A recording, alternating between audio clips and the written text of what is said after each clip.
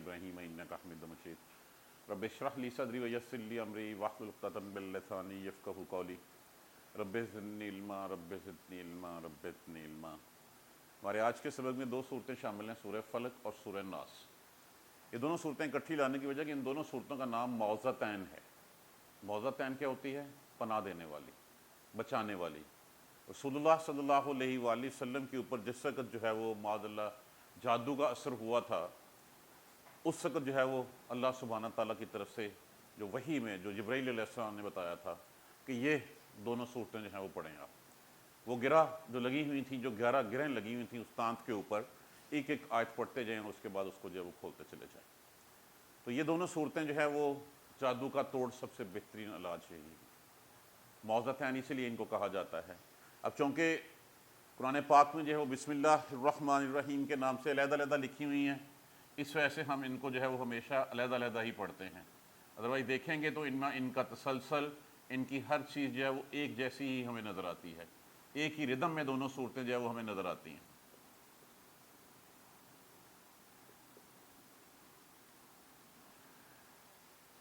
फलक, फलक का माना क्या होता है? आम तौर पे इसका तर्जमा कर दिया जाता है सुबह के तौबा के नमूदार करने वाले की रब। असल में इसका माना होता है नमूदार करना, किसी से किसी चीज़ को निकालना। जैसे हम कहते हैं फालकुल अस्बाह, सुबह का निकालना। इसी तरह हम कहते हैं फालकुल हब्बे वन नवा, गुठली और दाने को फाड़ के उसमें से जो पौधा निकालना, ये भी सिर्फ उसी की कुदरत है। ये किसी से किसी चीज़ को नमूदार करना, निकालना, उसको फलक कहा जाता है। तो यहाँ पे अगर हम इसका माना सिर्फ और सिर्फ ये लें कि नमूदार करने वाले रब की, इसमें इसका तर्जमा जो है वो ज़्यादा ब्रॉडर सेंस में आ जाएगा, ज़्यादा वुसअत आ जाएगी कि किसी भी चीज़ को नमूदार करने वाला। अब ये तो ये फालकुल अस्बाह जैसे है कि सुबह को नमूदार करने वाला, कि रात छाई होती है, उस रात की तारीकी में से उस तारीकी को फाड़ कर उसको जो है उसमें से रोशनी जो है वो निकालने वाला। कुल कह दीजिए, ये लफ्ज़ कल भी हमने पढ़ा था, काला। काला के बाद जब हम उसने कहा, जब हम इसको अमर में करते हैं तो फिर पहले हरफ पे पेश वावल इसमें से गिरा देते हैं और आखिरी हरफ के ऊपर जज़म दे देते हैं, तो ये अमर हो जाता है। कुल कह दीजिए, आउज़ू, आउज़ू लफ्ज़ किससे है? आज़ा, आज़ा, आज़ा का माना क्या होता है? उसने पनाह तलब की। इसी से हम हमारे यहाँ एक लफ्ज़ इस्तेमाल होता है, जड़ा मुस्तमिल तावीज़। क्यों पहनते हैं? किसी के लिए जायज़ नहीं है, लेकिन आम ज़िंदगी में एक लफ्ज़ जो है वो इस्तेमाल हो रहा है, किस लिए पहनते हैं? हिफाजत के लिए। तो ये उसी से लफ्ज़ है आज़ा, उसने पनाह तलब की। इसी आज़ा से आउज़ू है। अलफ जो है वो तीन, किसी भी फ़ेल से तीन हालतों में आ सकता है, अमर के लिए, इस्तिफ़ामिया के लिए और मैं मुतकल्लम मज़ारे के लिए। तो यहाँ पे मज़ारे के तौर पे आता है, कुल कह दीजिए मैं पनाह में आता हूँ बिरब्बिल फलक। बे का मतलब क्या होता है? साथ, से, मैं, बसबब, पर, सारे मानों में आता है। अब बाकी लफ्ज़ क्या बचा पीछे? रब। रब का माना क्या होता है? परवरदिगार, पालने वाला, परवरिश करने वाला। मैं परवरदिगार की पनाह में आता हूँ। कौन सा परवरदिगार? पर बिरब्बिल फलक, जो नमूदार करने वाला है, जो निकालने वाला है, जो सुबह को रात की तारीकी में से निकालने वाला है। अगर हम इसका सिर्फ तर्जमा ये कर दें, नमूदार करने वाला रब, इसमें सारे मानो जो है वो ऑटोमेटिकली जो है वो आ जाएंगे। नमूदार कि हर सारे माने, फालकुल हब्बुनवा, फब्बुवन्नवा, फालकुल अस्बा, किसी भी चीज़ में से किसी चीज़ को निकालने वाला। हम इसलिए ज़्यादा जब इसको सुबह आमतौर पे तर्जुमा इसका कर देते हैं, सुबह के परवरदिगार, सुबह के निकालने वाले रब की पनाह में आता हूँ। कह दीजिए मैं नमूदार करने वाले रब की पनाह में आता हूँ। मिन शर्रे, मिन का माना होता है से, शर का माना होता है शर, बुराई। मा खलक, माँ यहाँ पे मसूला के तौर पे इस्तेमाल हुआ, जो खलक उसने पैदा की। ये जितनी दूसरी मखलूक़ात हैं, जैसे सांप है, शैतान है, ये किसकी मखलूक़ात है? अल्लाह सुब्हाना तआला की। ये ज़ल्ज़ला है, ये तबाहियाँ हैं, ये सब कुछ किसका है? उसी चीज़ का। तो हर वो चीज़ जो उसने पैदा की, अब सांप को तो नहीं पता कि इसको काटना है, इसको नहीं काटना, तो मैं अल्लाह की पनाह में आता हूँ कि अल्लाह सुब्हाना तआला मुझे इस सांप के शर से महफूज रखे। तो सांप को पैदा किसने किया? अल्लाह सुब्हाना तआला ने। شر سے برائی سے جو اس نے پیدا کی، جو بھی چیز اس نے اپنی مخلوق میں سے پیدا کی ہے اس کے شر سے میں اپنے آپ کو جو پناہ میں لاتا ہوں۔ امن شر، اور سے، شر سے، برائی سے، غاسقن، غاسق کہتے ہیں تاریک رات کو، تاریکی کو، غاسقن تاریکی سے، اذا، اذا اس کا معنی میں آپ کو بتایا تھا جب ہوتا ہے، اگر صرف از آئے تو یہ ماضی میں ترجمہ ہوتا ہے، اذا ہوتا ہے تو مستقبل قریب کے لیے ہوتا ہے۔ اذا وقب، وقب کا معنی ہوتا ہے چھا جانا کسی چیز کے اوپر۔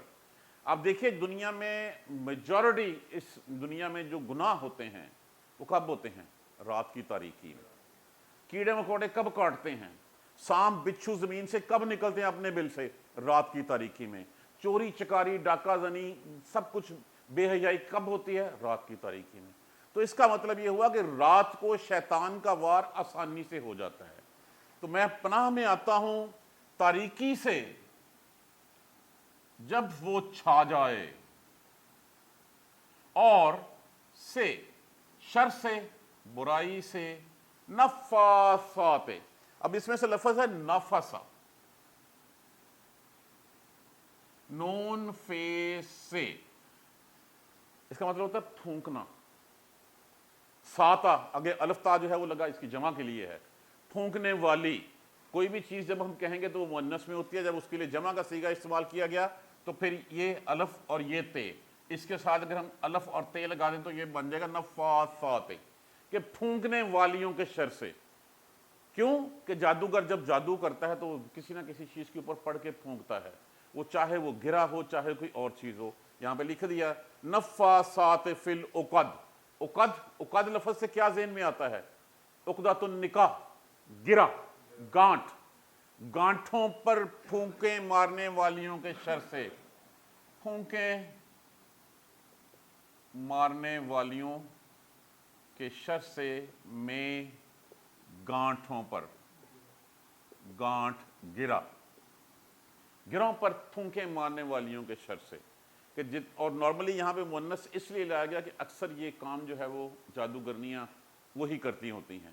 رسول اللہ صلی اللہ علیہ وآلہ وسلم کے اوپر بھی جو جادو ہوا تھا، وہ جو کیا نام تھا اس کا، عاصم جو جادوگر تھا، لبید بن عاصم، اس نے ساتھ اپنی بیٹیاں، بعض روایت میں بیٹیاں ہیں بعض روایت میں بہنیں ہیں، وہ بھی جادوگرنیاں تھیں اور انہوں نے جو ہے وہ جادو جو ہے وہ کیا تھا۔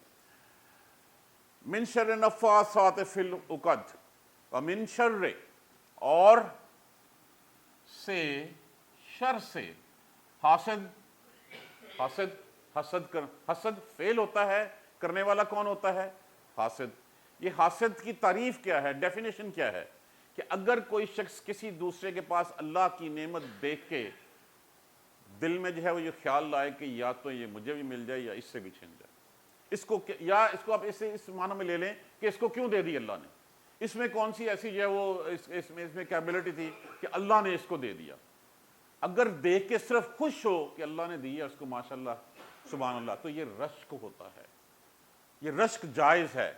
جبکہ حسد کے کسی کو دی ہوئی نعمت چھن جانا وہ جو ہے وہ گناہ ہے۔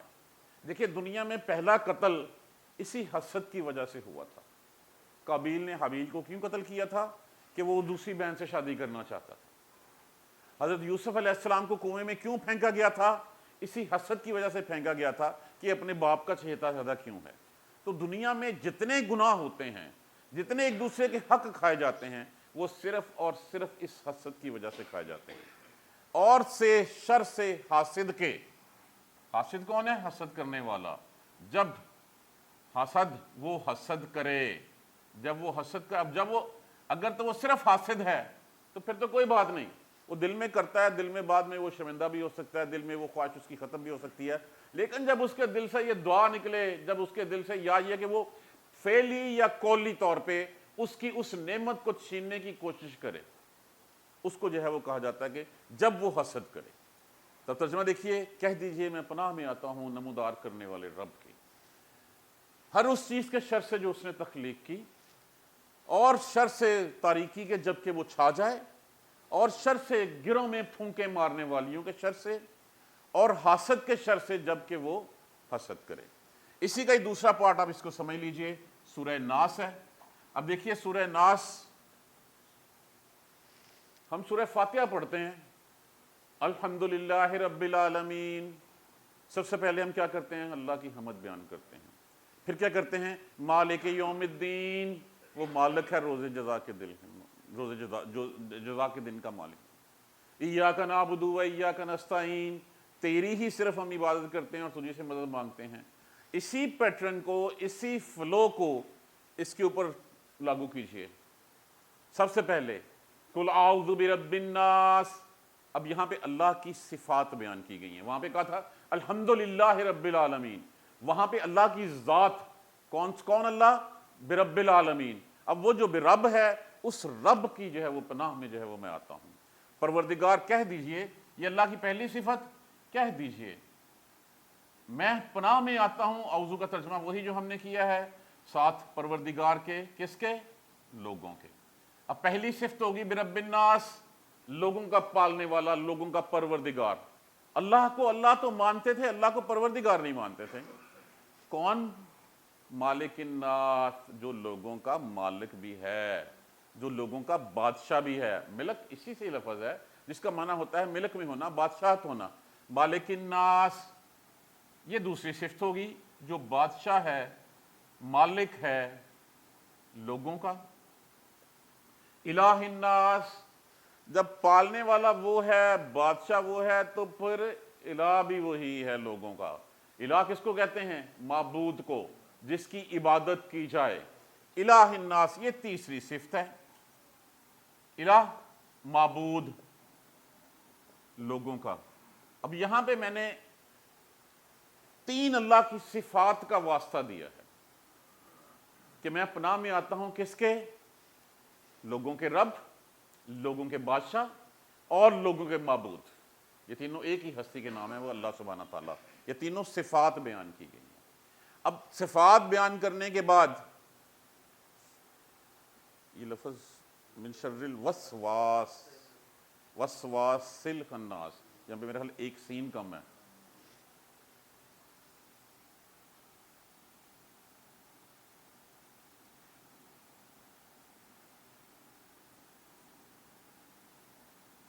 ایسا ہی ہوگا، ہیں؟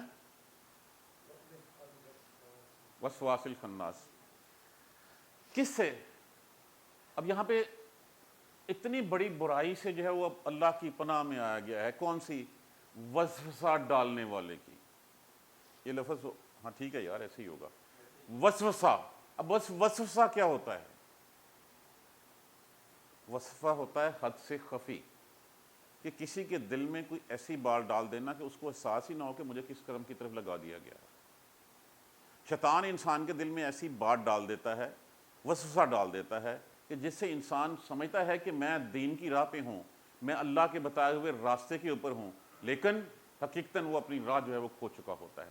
حد سے خفی، ایسی بات جو دل میں ڈال دی جائے جو بڑی خفیہ طریقے سے ہو، وسوسہ ڈال دینا کسی چیز کا۔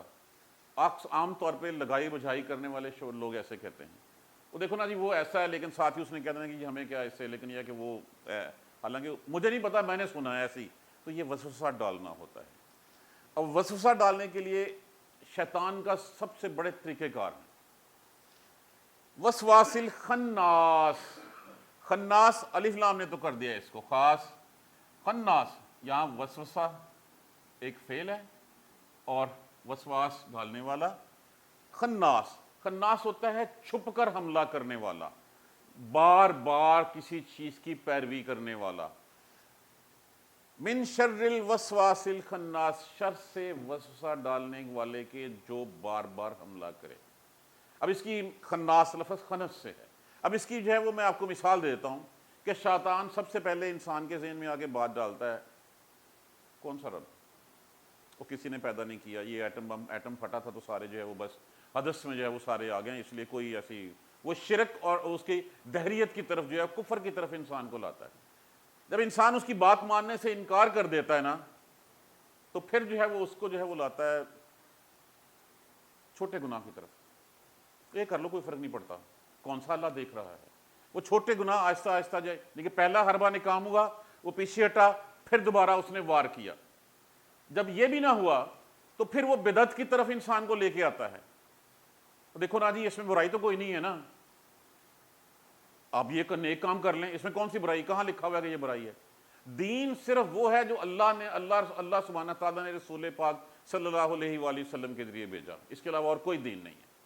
چاہے میرا باپ کہے، چاہے کوئی پیر کہے، چاہے کوئی مولوی کہ چاہے کچھ بھی کہے، اگر وہ قرآن و سنت کے منافی ہے تو وہ نہیں منافی ہے، تو پھر وہ حصہ نہیں ہے۔ یہی وہ بدعت ہے جو وہ ڈالنے کی کوشش کرتا ہے۔ کر لو دین کے کچھ ایسے کام سنوار کے جن کا دین سے کوئی تعلق نہیں ہوتا، وہ اس کو ڈال دیتا ہے، اور وہ لوگ ان کاموں کی طرف لگ جاتے ہیں، اصل دین کو بھول جاتے ہیں۔ اور پھر جب چوتھی بات آخری نہیں ہٹتا نا، پھر وہ کہتا ہے اچھا یار وہ کر رہا ہے نا، تجھے کیا تکلیف ہے، تو چھوڑ دے، اس کو کرنے دے، وہ جانے، اس کا رب جانے۔ یہ سب سے بڑی گمراہی، سب سے بڑی خرابی ہے ہمارے معاشرے میں۔ ہم کہتے ہیں کہ یار وہ جانے، اس کا رب جانے، یہ ایسی بات نہیں ہے۔ میرے ساتھ والے گھر میں اگر آگ کا الاؤ روشن ہوگا تو میرا گھر اسے بچ نہیں سکے گا کبھی بھی۔ اگر صرف یہ ہوتا کہ اپنی ذات کی حد تک ہوتا تو رسول اللہ صلی اللہ علیہ وآلہ وسلم ساری عمر اتنی محنت کیوں کرتے؟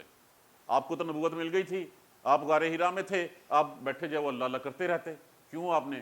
انبیاء کرام جو ہے وہ ساری عمر جو ہے 950 سال تک نوح علیہ السلام کیوں تبلیغ کرتے؟ حضرت ابراہیم علیہ السلام ساری دنیا سے کیوں ٹکر لیتے؟ اس لیے کہ اس اللہ کا دین جو ہے وہ غالب کرنا تھا۔ جہاں پہ بھی دیکھو کہا گیا ہے کہ اس کو روکو اپنے ہاتھ سے روکنے کی ہمت نہیں ہے تو روکو اس کو اپنی زبان سے، اگر زبان سے بھی روکنے کی ہمت نہیں ہے تو روکو اپنے پھر دل سے، دل میں اس کے برا جانو۔ یہی سب سے بڑی جو ہے وہ سب سے چھوٹی جو ہے وہ چھوٹا درجہ ہے ایمان کا۔ من شر الوسواس الخناس، شر سے وسوسہ ڈالنے والوں کے جو چھپ چھپ کر وار کرتے ہیں۔ خناس، چھپ چھپ کر وار کرنے والا۔